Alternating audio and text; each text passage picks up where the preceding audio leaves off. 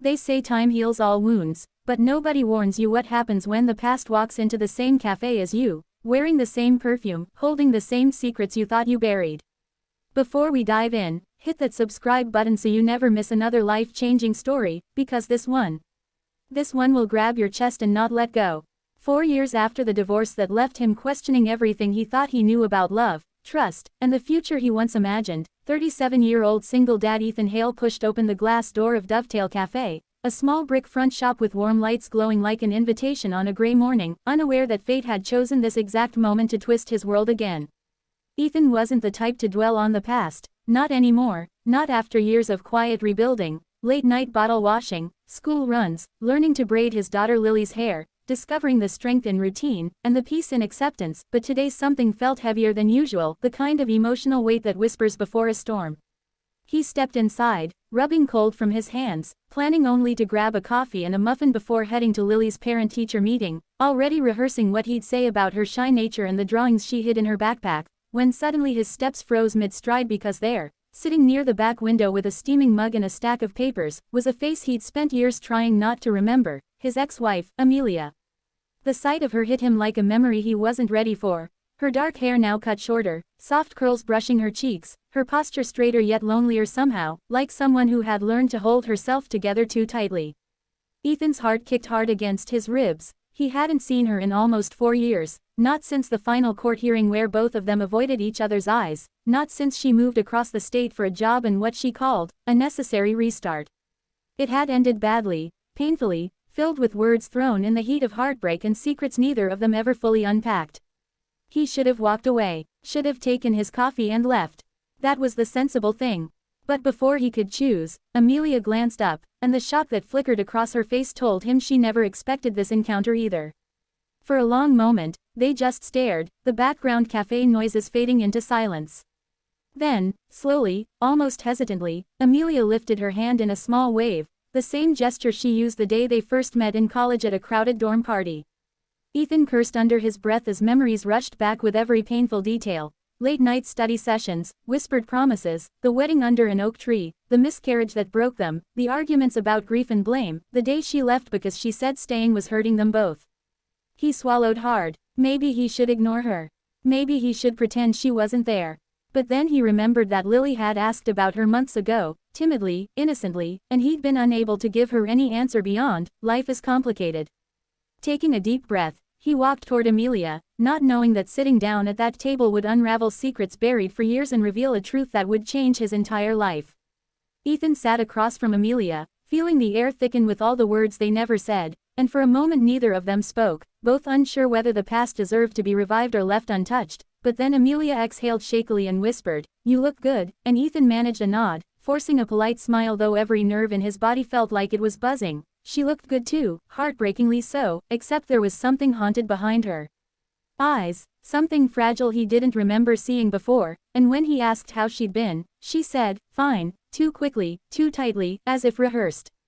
But the real story began to slip when she glanced at the papers on her table, medical documents with her name printed in large black letters, and hurried to flip them face down, though too late. Ethan had already glimpsed the hospital logo and the word, evaluation. Concern cut through the awkwardness between them, and despite everything, the breakup, the years of silence, the pain, he leaned forward, asking softly, "Amelia, are you okay?" Her facade cracked instantly, her lips trembled, she shook her head, and then she said the words that collapsed the remaining distance between them, "Ethan, I'm sick." The world seemed to stop. She told him she had been diagnosed 6 months ago with an autoimmune condition that aggressively attacked her liver, something rare and unpredictable, something she hadn't told many people about because she didn't want pity, and for months she'd been trying to manage it on her own until her doctor recently warned her that she needed more support, more monitoring, more help, but she had none. She had pushed away friends, isolated herself, buried herself in work until she collapsed at her desk 2 weeks prior. Ethan felt guilt, heavy and immediate. Even though they weren't together anymore, the idea of Amelia suffering alone twisted something deep in him. He asked why she hadn't reached out, and her answer stunned him, "Because I didn't think you wanted to hear from me. And because, there's more." Her hands shook as she reached for her bag, pulling out a small envelope worn at the edges. She hesitated, then pushed it across the table. Inside was a photograph of Lily from 3 years ago, one Ethan didn't take, Lily at a park, smiling wide, missing her front teeth. Confusion flushed through him until Amelia whispered, "I've been checking in on her," from a distance. Ethan's stomach dropped. "You what?" he whispered sharply, struggling to understand. She swallowed, tears filling her eyes, and said she couldn't bring herself to face Lily after the divorce, couldn't bear the idea that Lily might hate her or not remember her or, worse, ask why she left. Amelia had believed stepping away was kinder, that Ethan was the stable parent Lily needed, that her own mental state back then would have caused more harm. And as she described lonely evenings where she parked blocks away just to see Lily walk home from school, or birthdays where she left anonymous gifts that Ethan had assumed came from neighbors, Ethan's anger wavered beneath a rising wave of heartbreak. But then came the biggest shock of all. Amelia revealed she had recently petitioned the court, not for custody, not for visitation, but for permission to transfer legal guardianship in the event her condition worsened, and the name she put down was Ethan's, because despite everything, she trusted him more than anyone. Ethan felt like the room had tilted. He didn't know whether to scream, cry, or walk out. He asked why she was telling him now, and she whispered, "Because I didn't want you to find out when it was too late. And because I need you to know I never stopped loving our daughter. And her voice broke. I never stopped loving you either." Ethan sat stunned, torn between the past that hurt him and the present that demanded he face truths he'd buried. But before he could respond, a shadow fell across the table. Someone had been watching.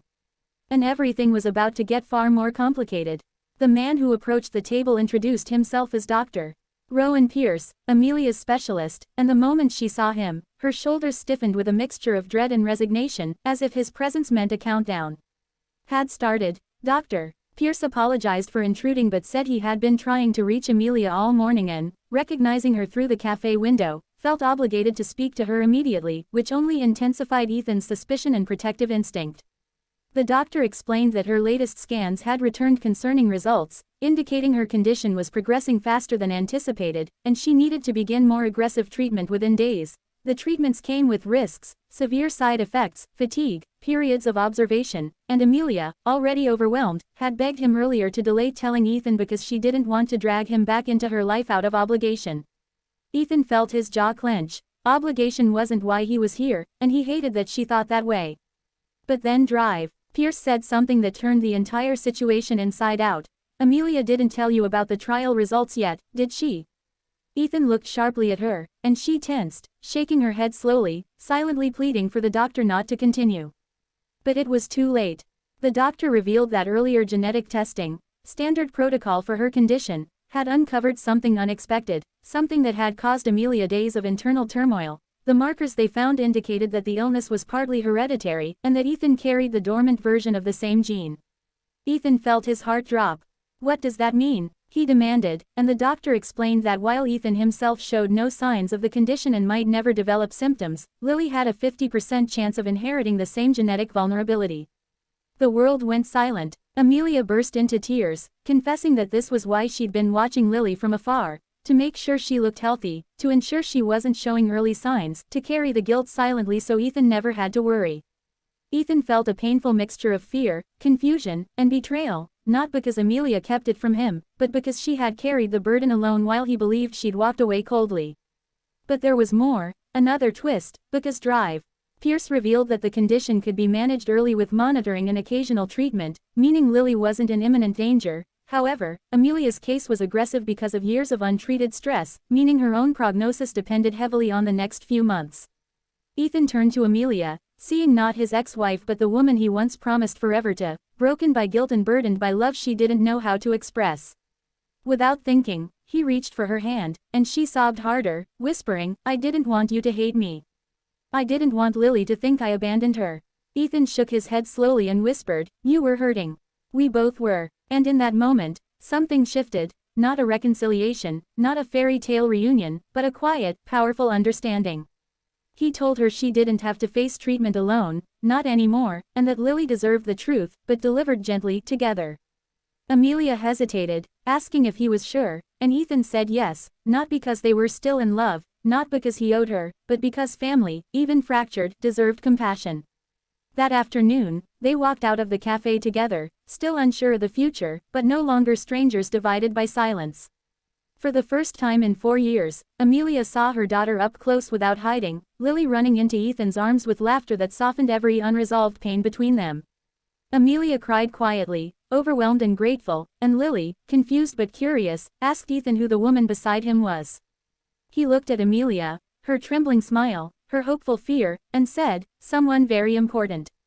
And though the road ahead would be hard, doctor visits, honest conversations, emotional repairs, they stepped into it not as ex-lovers trying to rewrite the past, but as parents determined to protect their daughter and face the future with fragile but real unity. Because sometimes the greatest twist isn't reunion or romance, it's healing.